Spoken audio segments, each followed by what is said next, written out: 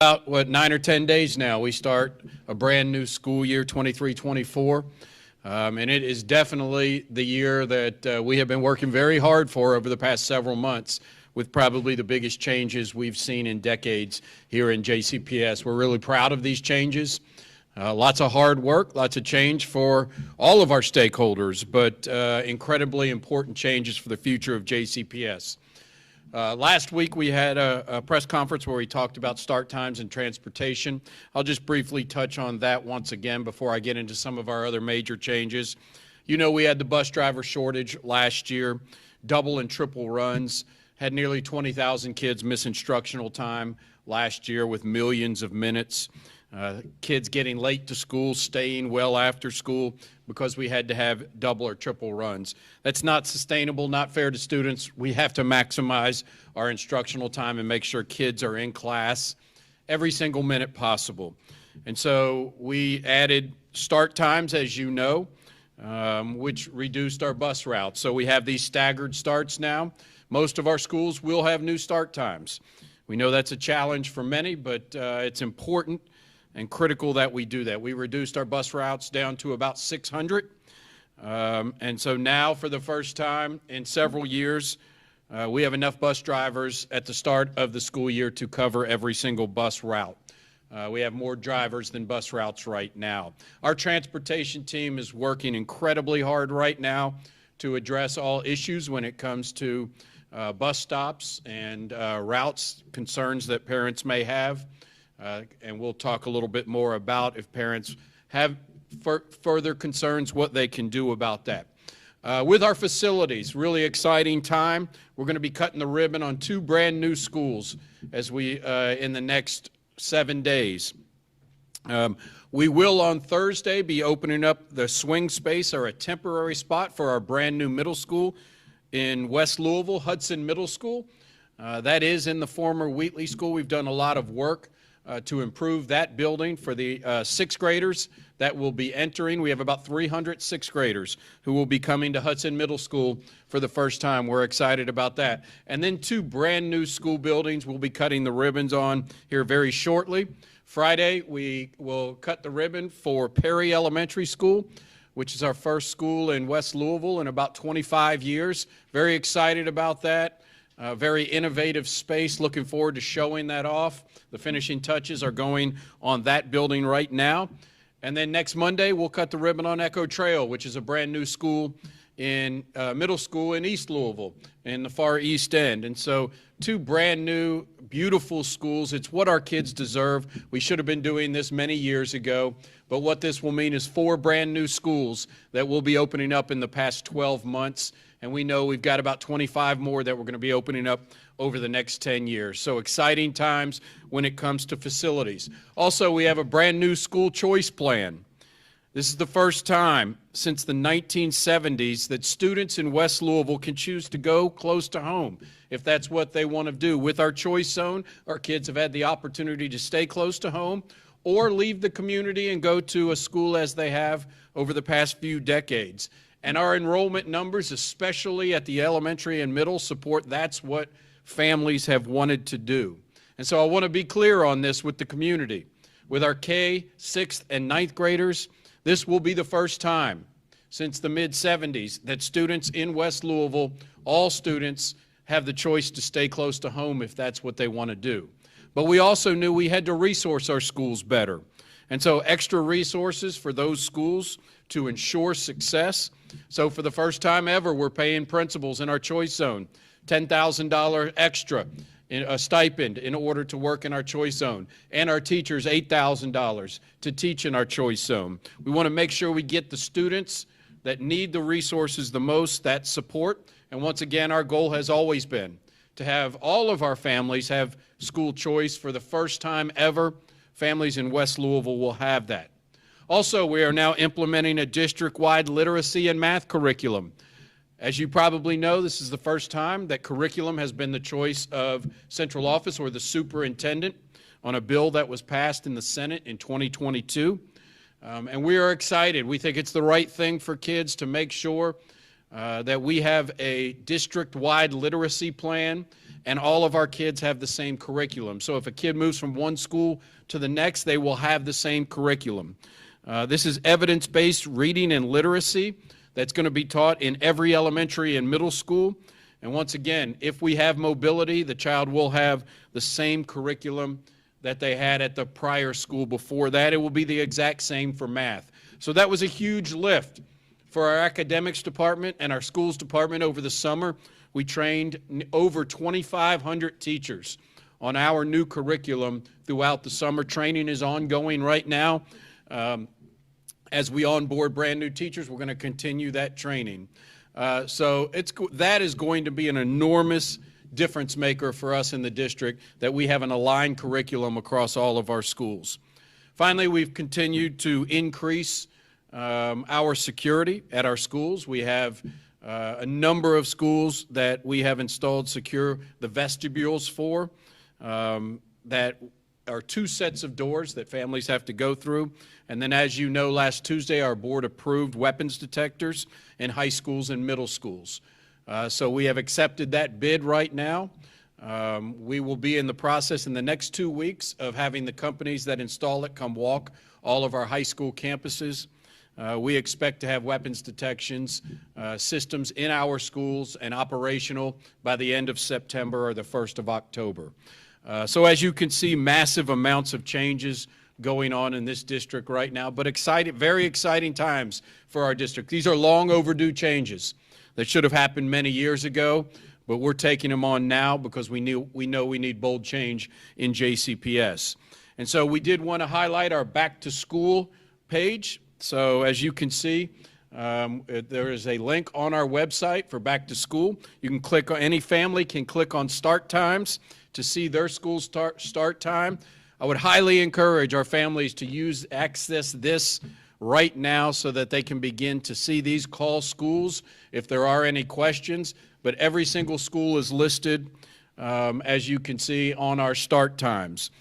As well, the transportation plans are included on this webpage as well, so you can see riding the bus, that link. And it has the Bus Finder app that is linked right to that, so a family can click on that, type in their address and their school, and clearly get where their bus stop and pickup times are.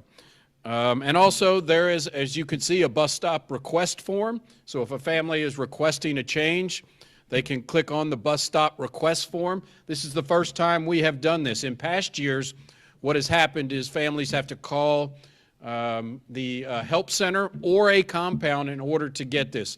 We have teams right now, they worked dawn to dusk over the weekend, both Saturday and Sunday, to address families who have put in this bus stop request form. We'll continue to do that up until the first day of school to make things more efficient for families. So I would ask families, please go to this page for information on your child's school, your child's transportation, and make sure to do that this week. The sooner the better. We know we've had a lot of families do that, but continue to do that and not wait until the day before the first day of school. I know this is a lot of information and a lot of changes as we start the 23-24 school year. First day of school is always difficult and challenging, no doubt. We're going to have about 67,000 kids that we're going to be transporting, many of our youngest kids getting on a bus and off a bus for the first time.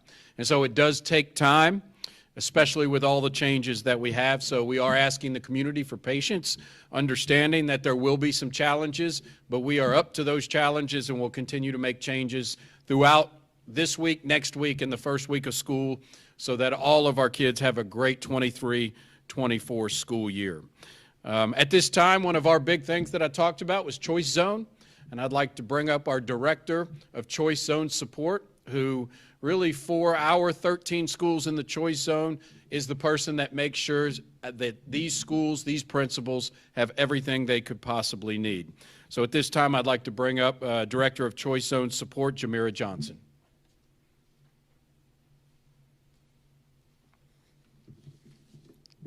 Thank you, Dr. Polio. Good morning. My name is Jamira Johnson, and I am the Director of Choice Zone Programs. And we are extremely excited for our students and families because this is our first year of the Choice Zone. Students who reside in the Choice Zone have the opportunity to attend a school closer to home. With that being said, the district has invested additional funding in Choice Zone schools so that students have the opportunities to experience smaller class sizes, more field trips, after-school activities, and enrichment programs. Additionally, teachers and staff in the Choice Zone schools were given extra incentives to meet the specific academic, social, and emotional needs of their students in their classrooms. Some of our students will be attending 2 new schools in the Choice Zone, Perry Elementary and Hudson Middle. Perry Elementary, located at 18th and Broadway, will welcome students in kindergarten through 5th grade. Hudson Middle School, located at the former Wheatley Elementary location, will welcome 6th grade students. Furthermore, the Academy at Shawnee will welcome an increasing number of middle and high school students. And as a result of the district's investment in Choice Zone schools, students attending these schools will be surprised and ecstatic when they walk inside their buildings on the first day. Our district's communications and buildings and grounds team have been working nonstop over the summer to update and rebrand Choice Zone facilities so that our students return to a visually appealing and inviting school. This is a monumental year for us. We are continually assessing and monitoring the needs of our students. We look forward to seeing the continuous collaboration of our district, school teams, facility, families, and community members who are working together to ensure our students experience success in the upcoming school year. Thank you. And at this time, we will welcome Tarina Eddington from Nutrition Services.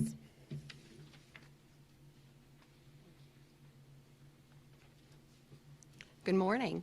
Last year, we served over 10 million lunches and over 6.4 million breakfasts to our students, and we're very excited to welcome them back into the cafeteria this school year. We are so happy to announce that we are able to add 4 additional schools to the program that allows us to offer breakfast and lunch at no charge to our students, and those will be Perry Elementary, Hudson Middle School, Male High School, and Dunn Elementary School. School meal prices will remain the same for this school year. And thanks to a local foods grant from the Kentucky Department of Agriculture, this year we will be able to menu at all locations burgers from Marksberry Farms. Some additional highlights for this school year for our program include we will have fresh veggie stations at all of our school locations for students, and thanks to improvements in supply chain, peanut butter and jelly is back on the menu. And we are also happy to return to using our recyclable school trays. So we look forward to seeing your students in the lunchroom lines across our district. Thank you.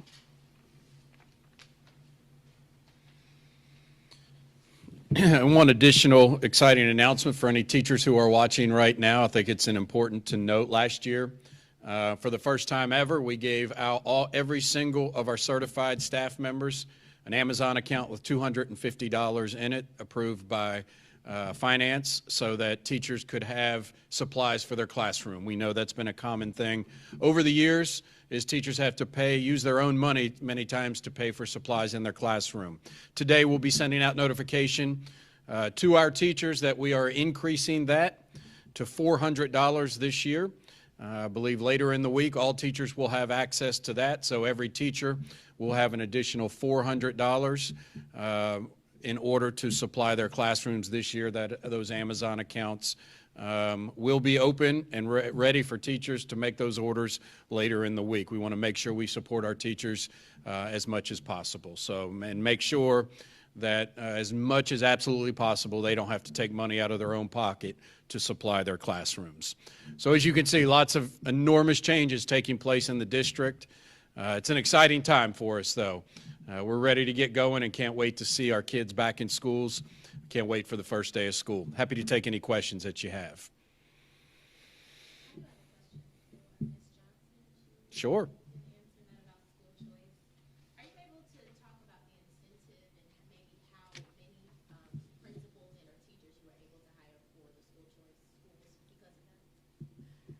Well, some schools were able to hire additional teachers based on their funding. And so many of the choice zone schools had additional funding to meet the needs of that particular school. So some of the schools were able to hire additional teachers so that they could have smaller classrooms. I do not have an exact number that will be at a principal level. Obviously, hiring's still going on right now, so we'll have that information as we start the school year. I think a big part of that is attracting teachers, but also making sure we retain teachers at the end of the year. So it's going to be a cycle that we'll have to evaluate at the end of the year to see how that improves. I know at least 2 principals who we have hired. That might not have been the deciding factor, but it was a factor in that decision. Lots of changes, namely with the school start times, and almost always there's going to be some bumps in the road when schools start up. Can you explain the process after school starts? Is there going to be any revision process? Could there be any changes to these school starts? It would be very challenging for us to change start times once the school year starts. We will evaluate that and report to our board throughout the school year. And if changes are to be made in year 2, 24, 25, we can do that. But, you know, what we will be looking for are some individual changes that may need to be made around bus stops, certain buses. We may have to add buses to a school, move one to another. Those type of things would be the changes that we make. But from a macro level, I don't see changes in start times happening during the 23-24 school year. What do you have to say about the resignation of Jason Glass? You know, I just found out about 30 minutes ago about it, and I've got a lot of respect for Dr. Glass. He is he's a champion for education and has done great work. I'll miss him as commissioner, but obviously I wish him well as he moves into, I know, post-secondary. But look forward to talking to him about it, but got a lot of admiration for Dr. Glass. Any other questions? Okay, thank you. Thank you, guys. Appreciate your time.